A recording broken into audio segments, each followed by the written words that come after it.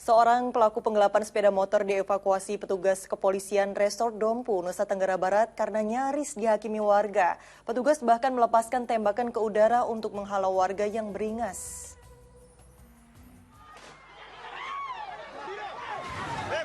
Inilah kericuhan yang terjadi saat petugas kepolisian Polres Dompu dan Polsek Woja, Nusa Tenggara Barat mengevakuasi pelaku penggelapan motor. Petugas bahkan melepaskan tembakan ke udara beberapa kali untuk menghalau massa yang beringas dan akan menghakimi pelaku. Peristiwa penggelapan terjadi saat korban meminjam motor kepada pelaku di tahun 2019 lalu dengan alasan ingin mengambil uang di salah seorang rekannya. Sejak saat itu pelaku tak pernah datang mengantarkan sepeda motor miliknya. Tanpa sengaja, korban bertemu pelaku dan meminta pertanggungjawaban, namun tidak membuahkan hasil hingga membuat warga geram. Beruntung polisi segera datang ke lokasi untuk menghalau terjadinya aksi main hakim sendiri. Jadi proses evakuasi itu berlangsung lama, hampir 4 jam, 3 jam lebih.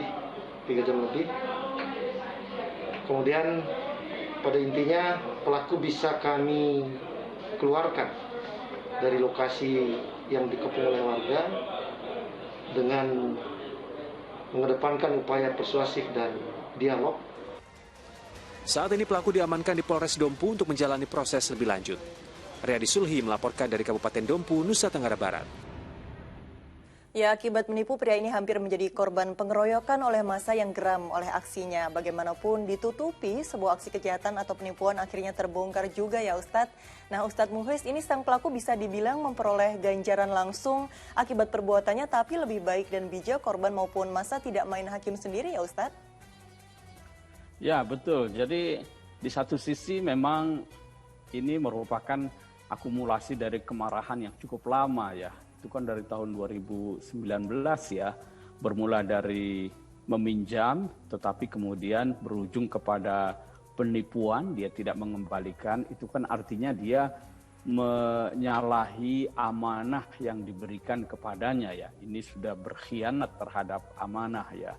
Lalu kemudian dia tidak mengembalikan ya, mungkin entah dijual atau lain sebagainya ya, sehingga kemudian menimbulkan kemarahan bukan hanya orang yang meminjamkan ya, tapi masyarakat ya.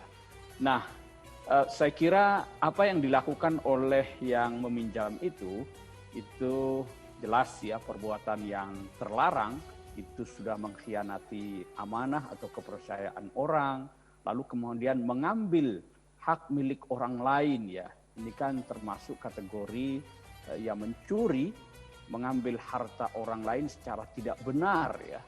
Saya tidak membayangkan dia memberi nafkah anak istrinya itu dengan cara seperti itu ya.